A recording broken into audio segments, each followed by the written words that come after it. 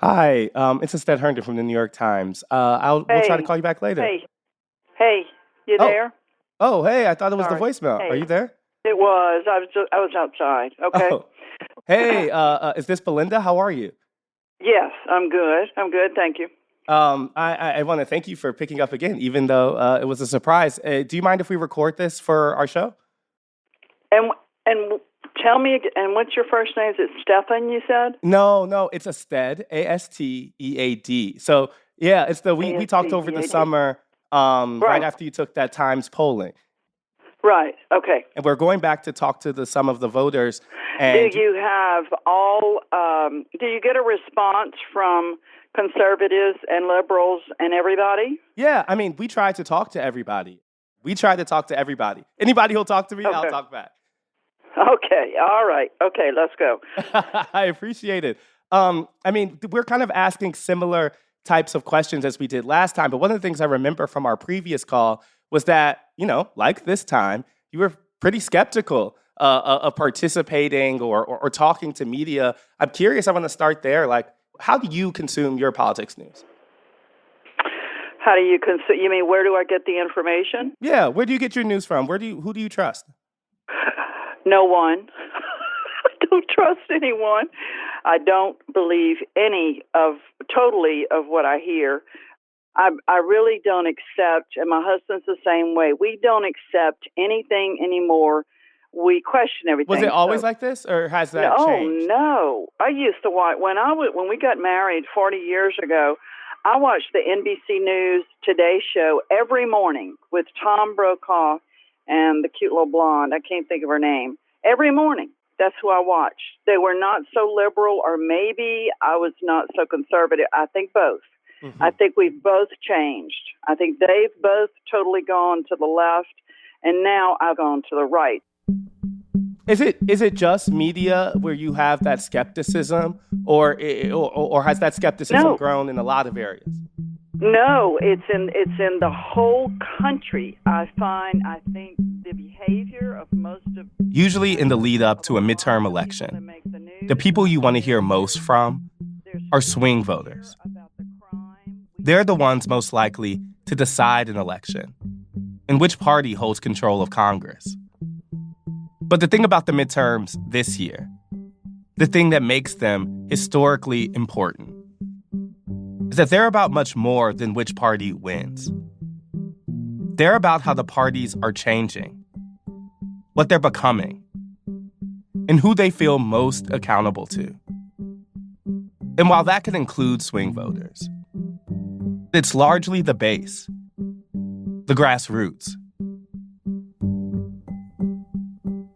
Today, in part one, grassroots conservatives, in their own words. From the New York Times, I'm Astead Herndon. This is the run-up. Um, how would you describe yourself, just generally, to someone who's never met you? very conservative, very Catholic. Let's see, how else would motherhood was my greatest joy in life. Let's see, a wife, a daughter, a sister, very family oriented. So I guess I'm going to be your typical old-fashioned lady. I don't know. I've only had one marriage, been married for 43 years. I mean, Okay. I believe in family values. I believe in what comes from the gospel. So I try to live a straightforward and a Christian life. Mm-hmm. Mm-hmm. What would you say are the things that matter most to you? When I pray for when I pray my rosary, and I don't know if you're familiar, there are 5 decades to the rosary. Do you know what I pray for the first decade? My country. That's how worried the second decade is for my family. But this country, the way that the country is changing, is really, really scary. Have you always been a conservative? No, I was raised a Democrat. When did that change? So let's see. I probably changed in my 20s. which would have been maybe in the 80s, I guess.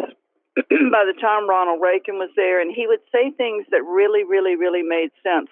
He said, I used to be a Democrat, but the Democrat Party left me. And I thought, well, I wonder what he meant by that. And then I started paying attention.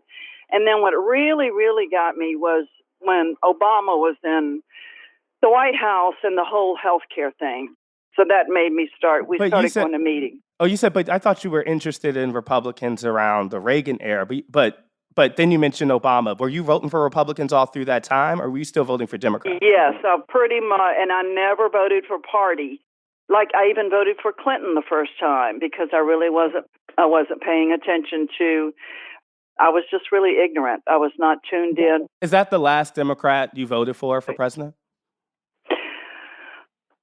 Oh, it's got to be. Yeah, okay. Yeah. Yeah, and that was just one time. Yes. But that skepticism built more when Obama was in office. You're calling it skepticism. It's not skepticism. I'm always looking for the truth. Okay. I search for somebody who's going to tell me the truth. There's a deep, deep, deep unrest in this country, at least in my state, in my area.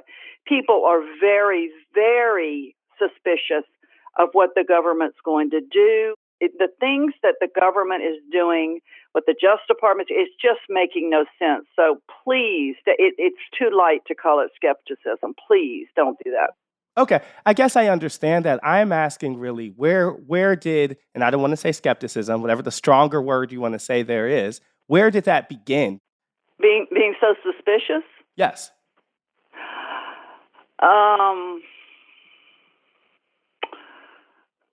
So, I mean, I guess slowly in different areas, I began to distrust at least 30 years ago. But it started to culminate in your vote in politics when? I can say for sure under Obama. Okay. I can say for sure. You know, my father's actually a Christian pastor. I've done a lot of gospel reading myself. Okay. Well, didn't it move you to see how things could be? I don't sound convinced. No, it's interesting because I do think about how religion shapes people's political views. I mean, I'm thinking about how it's informed your conservative viewpoint. I grew up in churches, of Black churches, right, that would also be praying for the country. And so I can see, I understand how religion affects faith and the way people view politics. I guess I'm asking you, for you, is there a specific time when you felt like your religion compelled you to act politically? Or even in this moment, how is your religion shaping how you view the midterms? Well, let me just ask you one thing. When you brought up the Black thing, do I come across as racist? Oh, I wouldn't say that. But I'm curious, do you think you come off as racist? I hope I don't. You talk about Black churches. Some of our best friends have been Black around here, and they don't understand. They don't understand. And I'm in the deep, deep South, okay? They don't understand why the rest of the country is acting like race is a big problem, because they don't think here that they have an issue. Do you think race is a big problem in the country? Oh, yes. Oh, now I do. Absolutely. Oh, sure. But it's been manufactured. So how does religion affect me? I guess abortion is the main thing that's coming from my religion like that. But then again, it's the truth issue. Jesus he was always searching for the truth. And I know prayer works. I know that it helps. And that helps me to feel like I'm doing something for this country when I can pray for our country. And when we go, there are certain of us that go, many people in my church go to daily mass. I just try to go to one a week. Let me tell you, we voice our intentions. And when they literally say what's on their mind, it's for honesty is what they're asking for. It's for people to actually, for the Democrat or the left side or whatever you want to call it, the left side to say, I want them to actually experience an abortion. I want them to be there and watch it on the screen and see what happens to that child, especially when it's a late-term abortion. That's what I would like to see. I would like for them to see. And then they probably wouldn't give me an honest answer, like it didn't matter to them or something like that. And that's fine. But just on their conscience, I would like for them to think about it and see what they think. Can you tell me a little more about your midterms vote in November, though? Like, is there any candidate you're deeply hoping pulls it out? No, there's nobody. No. No, there's no. Oh, deeply hoping. I would say Arizona, Carrie Lake. I would say, in Georgia, the Herschel Walker. I hope those two really. How do you square what you just told me about abortion with your enthusiasm for Herschel Walker? Now you see, you picked that one instance right. You see, that's. I'm just curious because I've just been reading a lot of stories about what he has allegedly done. That's why I usually don't talk to people on the left, because that is what. No. I'm asking you. I'm just asking you. I'm going to tell you. I'm going to tell you. You have picked that one, and I don't know how much of that is true. I like what he says when he talks about being a patriot. I like what he says when he talks about what he wants to do for the country. I like that he is plain spoken, that he doesn't do a lot of fancy talking. I just like the way, I believe his heart. Let me say that.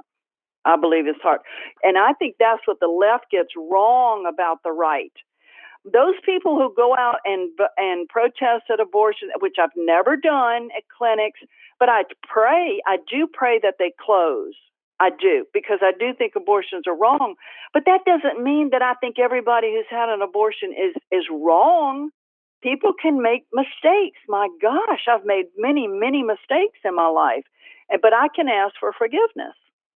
So please don't put me, why don't I hate Herschel Walker because of this stuff that's coming out for him?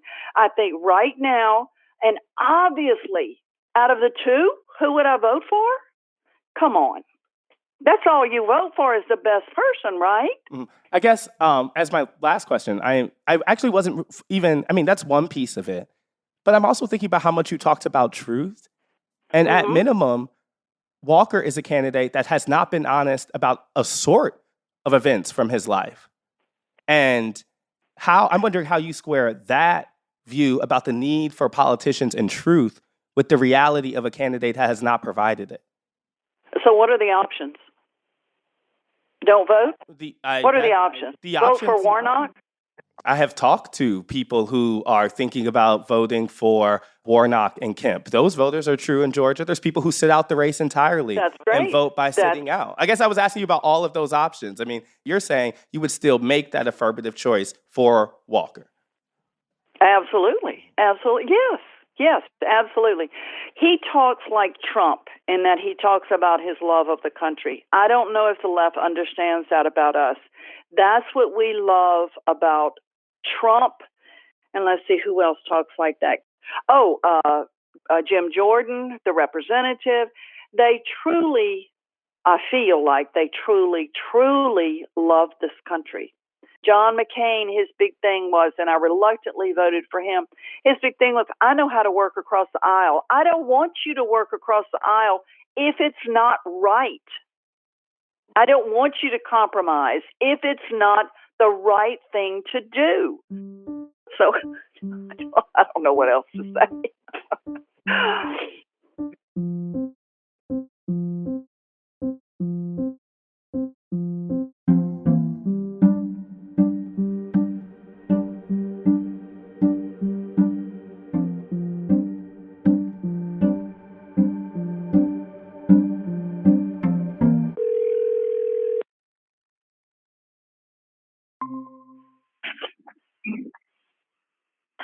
Hello, my name's Ested Herndon. I'm a reporter with the New York Times. I was looking for Michael Sprang. Speaking. Thank you so much for picking up. I write about politics, and I host our politics podcast here at the Times called The Run Up. We are calling some Americans who participated in Times political polling in the hopes that they have 5-10 minutes to talk with us about how they're viewing politics right now. Do you have that time? Do you think we could chat? Yes. Let me move from where I'm at, but sure, go ahead. Yeah, I really appreciate that. I just want to start kind of easy, learning more about you. What do you do for a living? And tell me just about yourself and kind of what drives your interest in politics, if you have it. Yep. So I'm a senior engineering technician. Uh, I am a Navy veteran, father of four, uh, just your typical average guy, I guess. And I live in Jackson, Michigan. Do you typically have a party that you have associated yourself with or typically voted for? No, I voted for Barack Obama, and I also voted for Donald Trump. So, I tend to go after or go for who I feel can do the job best. Hmm. And is that Trump in 2016, or do you mind if I ask about 2020? How did you vote in that one? I voted for Trump both times. I'm not a Trump fan per se. I think he's a narcissist, but as compared to the disaster we find ourselves with now, I am definitely not a Biden fan. I wasn't when he was vice president, and I'm sure as heck not enjoying what he's been doing since he's been a president. In political journalism, you represent a type of voter that we know is super important. Someone who voted for Barack Obama, but then went over to Donald Trump in 2016 and 2020, particularly in states like Michigan. I'm curious, before I ask about now, what led you to make that transition from Obama to Trump? I really liked Obama. I really liked, some of his policies and some of the things. Even the Dream Act. The Dream Act was, okay, we're going to give you some time here. We'll see if things work out, and maybe, it'll lead to a path to citizenship, rather than just saying, oh, well, hey, just everybody come on in and do whatever you want. I was a little bit more, his handling of some of the racial issues. I think he missed the prime opportunity to try to help bring more togetherness between the races. He's half white. His mother was white. And I think if he had stressed that more and tried to bring the sides together more, rather than saying things like, that guy could have been my son, and it's like, well, that drives a little bit of a wedge. I really think that was a missed opportunity there. And I wish he had filled that gap a little more. Were those moments of like racial division during the Obama era? You're saying those are some of the reasons why you think some division spread through the country? I'm trying to make sure I understand what you're saying about them. I think yes. I think that was kind of the beginning a little bit and of course it got worse under Trump, and then now with Biden basically saying, anybody who doesn't agree with me is, I can't remember how he put it, a threat to democracy, I think is what he said. It's just, if you take the Obama years, that was kind of, I think, the beginning of the breakdown to where the divisions started getting really deep, not only along racial lines, but also along political lines. Mm-hmm. And then the beginning of the Trump presidency, when all of a sudden you had half the Democratic caucus saying, oh, well, not my president. And they started these endless, ridiculous impeachment proceedings. Mm-hmm. And I think it's just gotten worse. Mm-hmm. One of the big discussions for this midterms has been how Republicans have nominated candidates who, like Donald Trump, have denied the results of the last election. What have you thought about that? I really want to believe that the election was not stolen. I don't think that the fraud could have been widespread enough to overturn it. Mm-hmm. That having been said, I am a firm believer that we do need to secure our elections, because whether or not there was enough fraud to overturn the election, any fraud is unacceptable. Mm-hmm. So the Republicans who have been nominated, some in Michigan, who have denied the results of the last election or even defended the actions of January 6th. What have you thought about those statements? Okay, so the election denial part, it has no impact to me. They're allowed their opinion. I don't give that much weight. Tudor Dixon has said at times that, she didn't think it was a free and fair election, which I can agree with that statement. I don't think it was a free and fair election. I just don't think there was enough interference or enough fraud to overturn it. I get what you're saying. You're making a distinction between what we have heard from some Republicans about there being enough fraud for the election to be stolen. You're not sure about that. You kind of seem to say that that's probably not true. But right, because you think that there has been fraud or you want the elections to be, quote unquote, secure, them saying those statements doesn't turn you away from voting for them. No, because regardless of why they want to do it, if they secure the elections, I'm fine with that, regardless of their motivation. I'm fine with their goal. I guess I should put it that way. What about the January 6th part? I think it's largely overblown. I mean, yes, it was a terrible thing that happened, but when you weigh it against, the riots of the summer and all of the violence and stuff there, I don't think it was any serious attempt to overturn the government, or they didn't go capture any congressmen or anything like that. I mean, yeah, it was a riot that got out of hand. Do I think it was treason? No, not really. Mm-hmm. Just thinking about Republicans, I'm just curious of how you describe Trump as a narcissist, but Donald Trump is also very much the leader of the Republican Party. I'm curious as to you, who believes both those things, how you wrestle with that. I have this dream, and my dream is that Trump is playing the Democrats, and that at the last minute he's going to say, "Oh no, I'm not actually running. I'm just going to throw my weight behind this guy." Which would just be awesome, because like I said, I am not a Trump fan. I think there are other people, like I do like DeSantis. I do like some of the things DeSantis is doing. Mm-hmm. Governor Abbott is another one. I've got, he's heading in the right direction. Really, I would just like to see Trump back off. Mm-hmm. I mean, like I said, I do not like the guy, and the only way I would vote for him in 24 is if it's him and Biden. If it's him and Biden again, you would vote for him again? I have no choice. I think Biden is completely running the country in the wrong direction. And if they ran somebody like Manchin, I really liked Manchin. He stuck to his guns. He kind of waffled a little bit there at the end, but that's the kind of politician I'm looking for. Someone who is willing to go against their party if they believe that it's not serving the interests of the public. Mm-hmm. I guess another question I have then is, mm-hmm. It seems like you have some anxiety about the direction of the country. Yes. Who do you track that anxiety back to? Whose fault is that? And then in that same way, what do you expect going forward? What's your look ahead? Well, I think there's plenty of blame to go around. I don't think either side is blameless. But if I had to put the weight more solidly on one over the other, I would probably weigh it against the Democrats. Mm-hmm. Why? Only because they seem to think that money grows on trees. I mean, we can't keep spending $1 trillion here and $1 trillion there and send $2 trillion to Ukraine or invest in gender studies and all that. I mean, we need to get our house in order. Mm-hmm. Donald Trump raised the deficit. Is it cultural? Oh, no. How do you balance those economic concerns with some of those cultural concerns? I think, oh God, how to put it? I think the cultural concerns are largely overblown. I'm not saying that racism and sexism and homophobia and stuff like that don't exist, mm-hmm.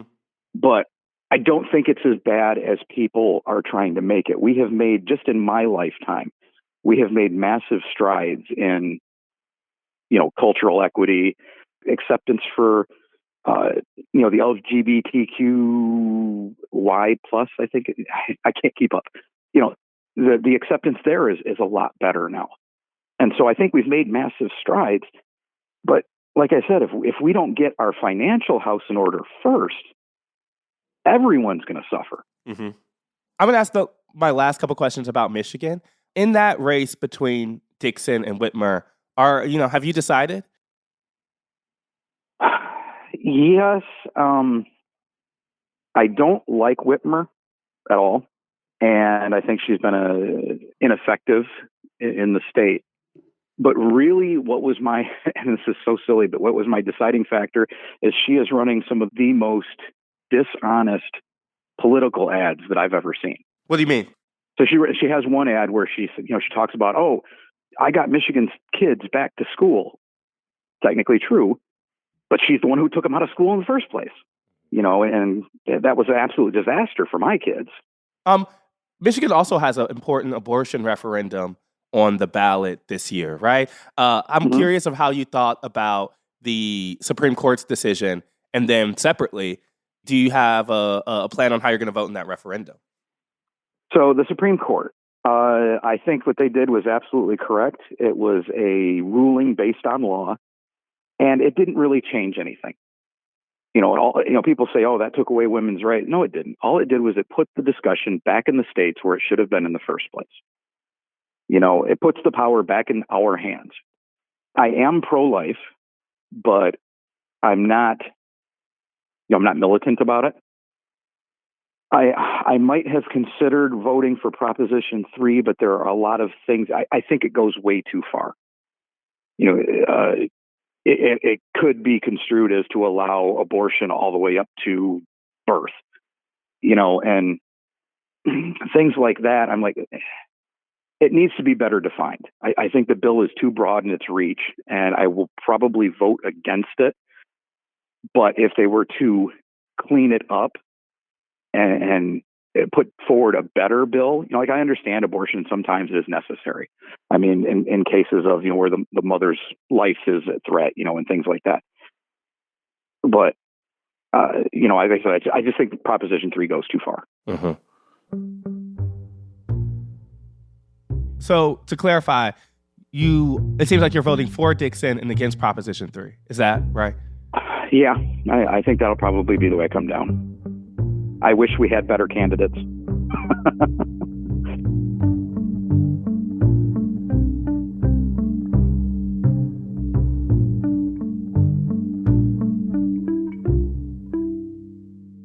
We'll be right back.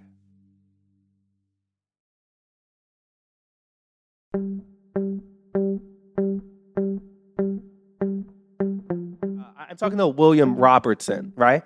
Correct. Awesome. So the first thing I would ask is just, where do you live and what do you do for a living? I live in Georgia, Atworth, Georgia. You live in Atworth, Georgia. Uh-huh. How many political ads are pummeling your television as we speak? Oh, man. I'm sick of them. No matter which channel you're on. I mean, it's insane. Are you someone who considers himself a Democrat or a Republican? What's your relationship to politics? Republican. Proud Black Republican. A proud Black Republican. For how long? Since the Reagan years. Oh, wow. You're an OG.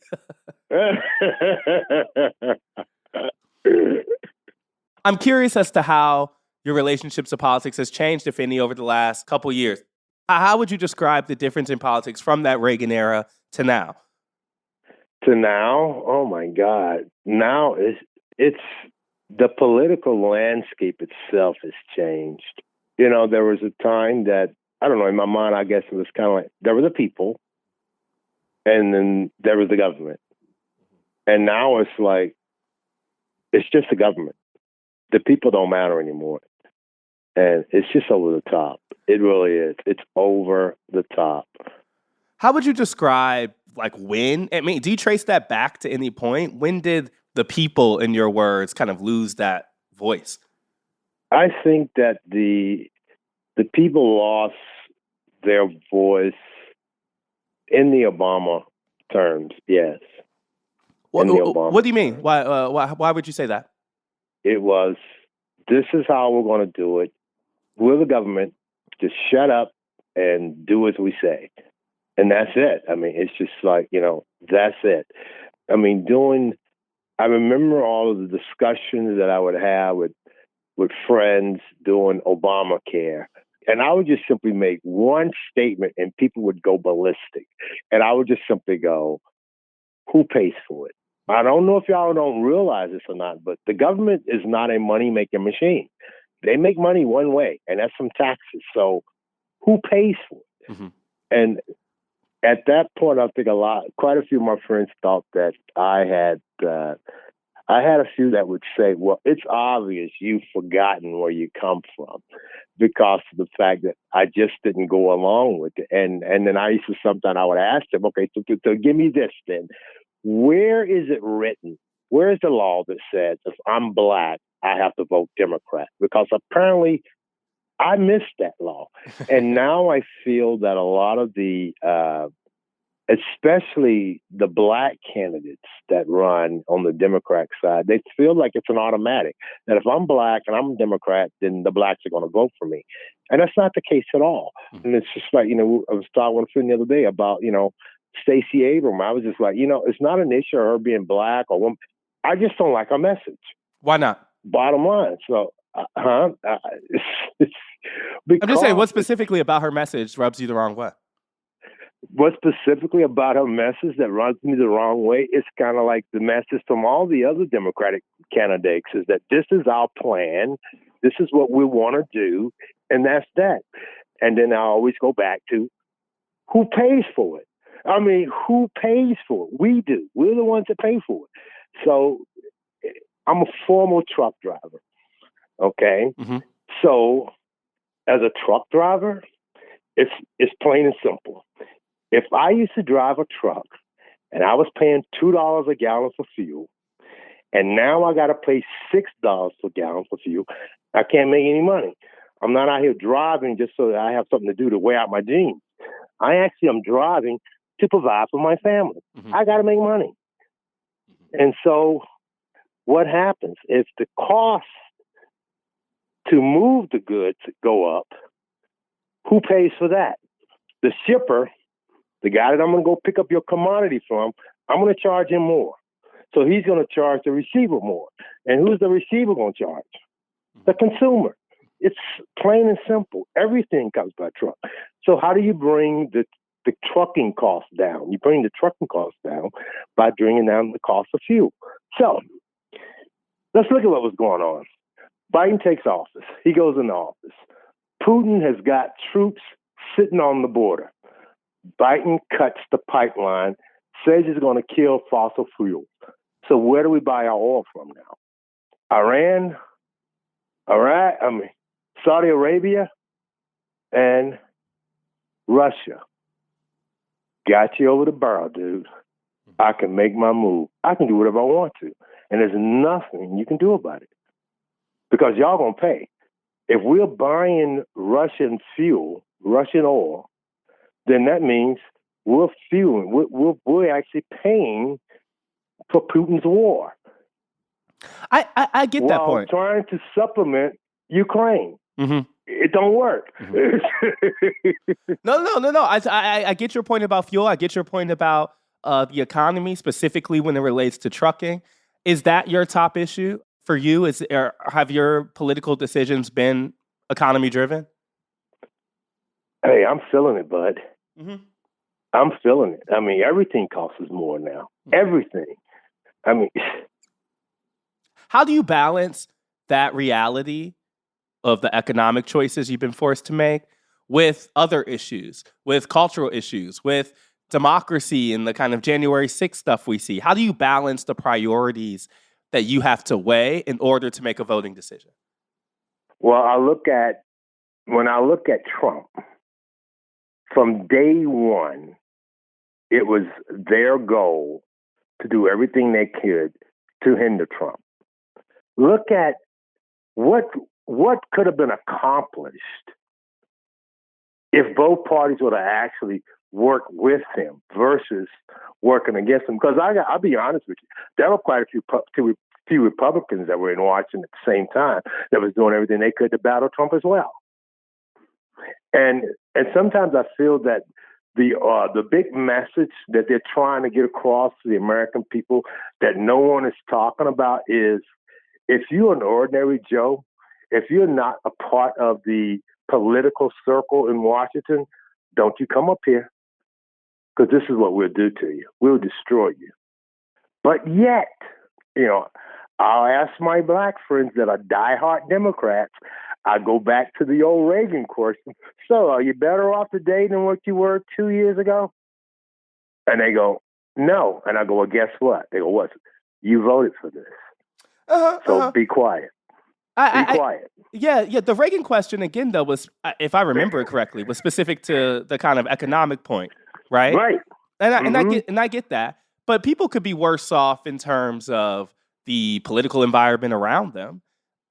I want to ask like a kind of reductive question. Okay. Like at the basic level, a lot of people violently stormed the Capitol, some of which, had Confederate flags, had nooses at the Capitol, and made it their explicit intention to block the transfer of power in the United States. Them people were crazy.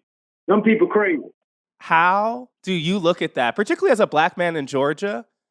And it seems like you're saying that still doesn't rise to the top of your voting priorities.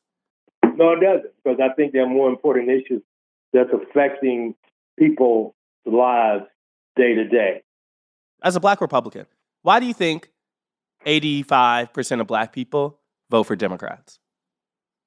I wish I knew the answer to that, man, because then I could figure out how to change their minds. I really do. Because I don't get it, man. I don't get it. Because, I feel like sometimes the Democratic Party is the most suppressive party that there is. They literally, and now it's to the point here, but here's the thing that scares the Democratic Party now. This is what scares them, is the fact that a lot of the black vote is moving away from the Democratic Party. So now they're getting nervous because let's face it, they've made a lot of empty promises to the black community. Now that part's undeniable. That part's undeniable. They've made a lot of empty promises to the black community. So eventually you get to the point that black people, we just simply ask ourselves, okay, well, you know what? I can keep giving them my vote and expecting a different result. Or, you know what? I can try the other party and see what happens. You're in Georgia, a state that has a lot of critical races in this year's midterms. You mentioned how you feel about Stacey Abrams. How do you feel about Herschel Walker? Herschel, well, you know what? Herschel ain't my first choice. He really was. Calvin King was my man, but that dog didn't hunt, but that's okay. So now I got to get behind Herschel because Warnock, Warnock, he's fake. Here's a man that claims to be a pastor, but yet you're a man of God, and you said that God's okay with abortion. Well, you know what, Warnock? I'm a Southern Baptist, born and raised, cornbread fed brother. Where you find that in the Bible? Because I ain't found it yet, And usually, I can see how you can make that argument with a typical Republican on the other side. I can see how you would vote for that Republican. But in this race, we have evidence that Walker has helped pay for an abortion. How do you wrestle with those facts as someone of faith who seems to be voting for a candidate who has shown a hypocritical stance on that issue? Well, but you see, it's kind of like I believe in redemption. If at that point in your life, at that stage in your life, that was a decision that you made, and now you realize that if I had to make that decision again today, it would be different, I can give you that. I can give you that. And if you're okay with the high gas prices, if you're okay with the high crime rates, and if you're okay that right now the Democrat Party thinks that it's more important for us to try to indoctrinate your child at 3 years old, in kindergarten or third grade, that they can decide whether or not they can be a boy or a girl at third. If you're okay with all of that, then you vote for Warnock. You're not okay with that, then you're going to have to vote for Walker. Because the only way that Washington's going to understand is that the people in power have to be taken out of power. That's the only thing that wakes them up. Anything other than that, then it's like a referendum to them. Hey, the people are okay with this, and now we're just going to push the envelope even further. If the Democrats win, I don't see the Democrats pulling back. I don't. They've gone too far. Too far. And to me, and this is the thing, and this is how I look at it. Here's a basic question for you. How do you change the course of a nation? You tell me. How do you change the course of a nation? Because you got to remember that when you're trying to change a nation, that's a long man's game. Mm-hmm. That's a long man's game. It ain't going to happen overnight. Old dogs like us, you know the old saying, can't teach an old dog new tricks. So how do you change the course of a nation? You influence the mind of a child. That's how you change the course of a nation. I think you're implying something here that I would rather just use, like, if that's what you're saying, then I want to know what you're saying. Are you saying Yeah. Democrats are changing the country through children? That's correct. So we got to change. I mean, I'm hoping for a change. I'm hoping, even if and this is the part, like I said, that scares me the most, that even if the Democrats would remain in power, and if they do, it's just going to be by a razor thin edge. I don't think they're going to change course. I think they'll take that as, see, they are behind us, and they're just going to keep pushing further down the road. And I'm afraid that the way that they're pushing the division with race and the LGBT, they're just looking to drive us further and further apart. And the people then, they get more and more frustrated with each other because they feel like there is no answer. It's like we're so far apart, as far apart as night and day is. And that ain't America. Well, thank you, William. I appreciate your time. Even honest, searing critique can be illuminating, and I appreciate that. I still like you. Feel free to call me anytime. Ah, great. Good to hear. Thank you so much. And check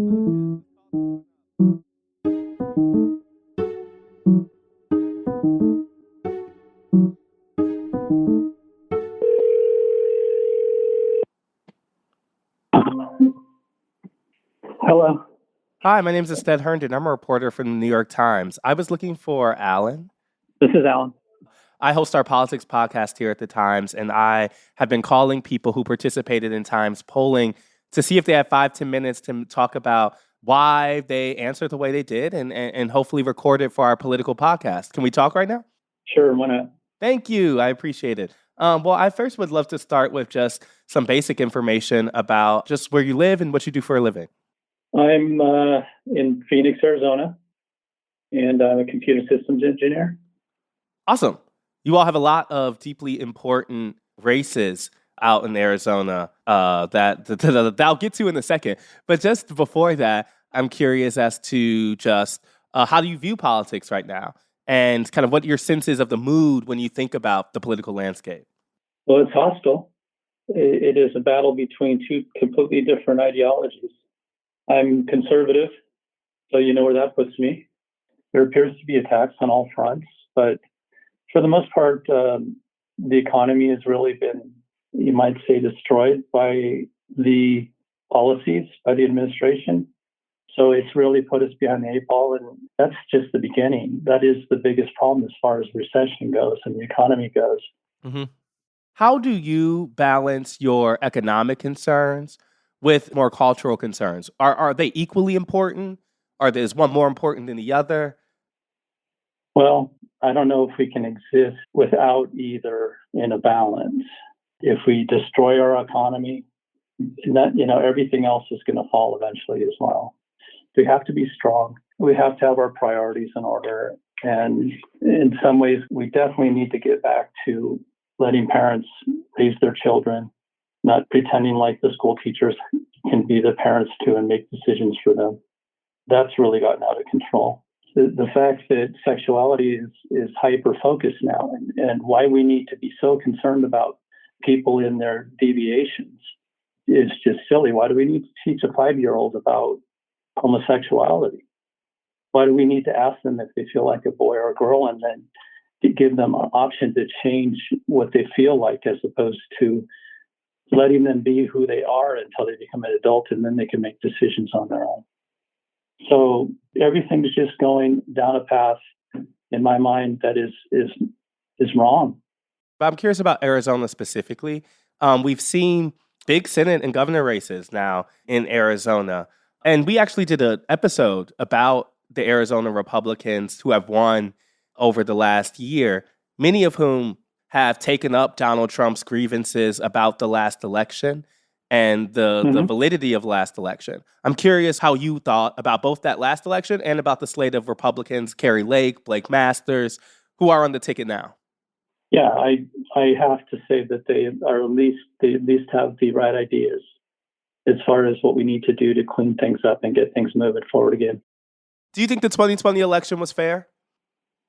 No, I don't. And the fact that Biden got more votes than Obama, he had no popularity. There was no excitement about him. It just makes absolutely no sense.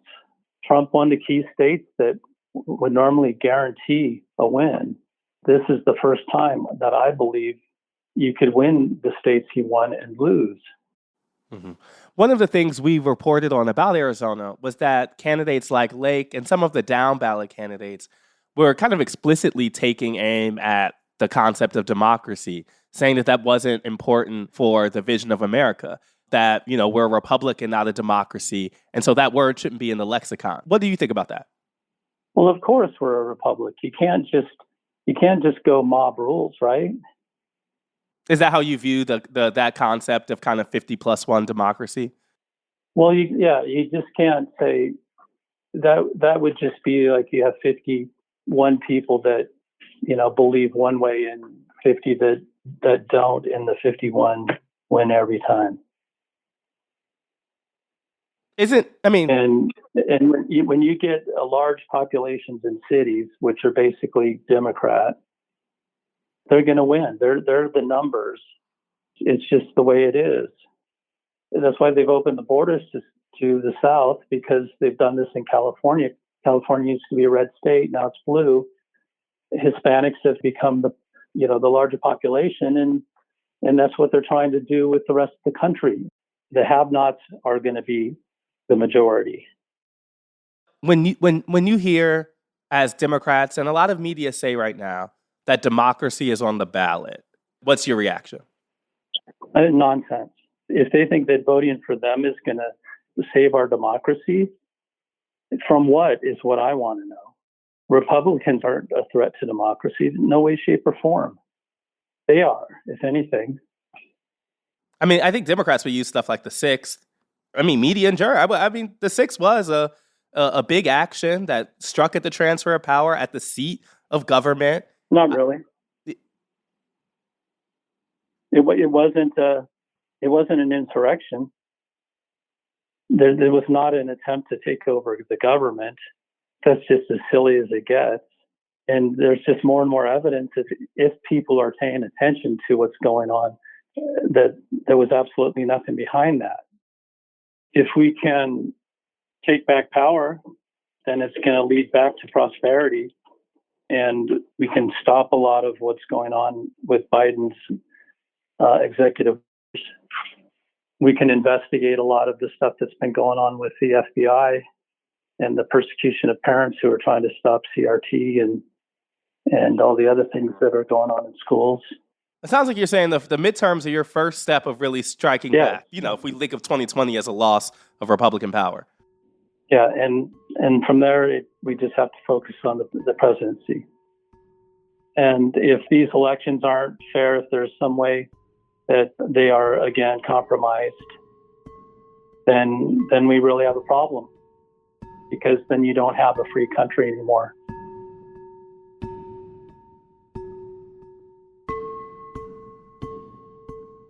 What I hear from Alan and other grassroots conservatives is a clear articulation of grievances that began long before Donald Trump entered American politics. They talk about defending the country from a threat that goes far beyond economic concerns, that traces back decades, and especially to the Obama years. This came up over and over in our conversations, sometimes in language we won't repeat. But the deeply held nature of these grievances only makes them more politically important. They shape this year's Republican candidates and will power its incoming class. And they add up to a belief that voters themselves articulate, that defending the country is the highest priority, even if democracy itself stands in the way. Next week, we hear from voters on the other side.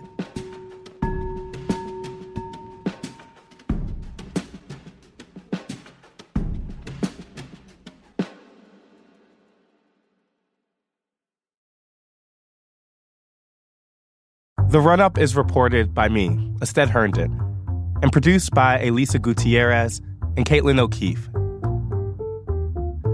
It's edited by Franny Carr-Toth, Larissa Anderson, and Lisa Tobin, with original music by Dan Powell, Marian Lozano, and Elishaba Itu. It was mixed by Corey Schreppel and fact-checked by Caitlin Love. Special thanks to Paula Schumann, Sam Dolnick, David Haufinger, Julia Simon, Mahima Chablani, Shannon Busta, Nell Galogli, Jeffrey Miranda, and Maddie Masiella. Catch you next week.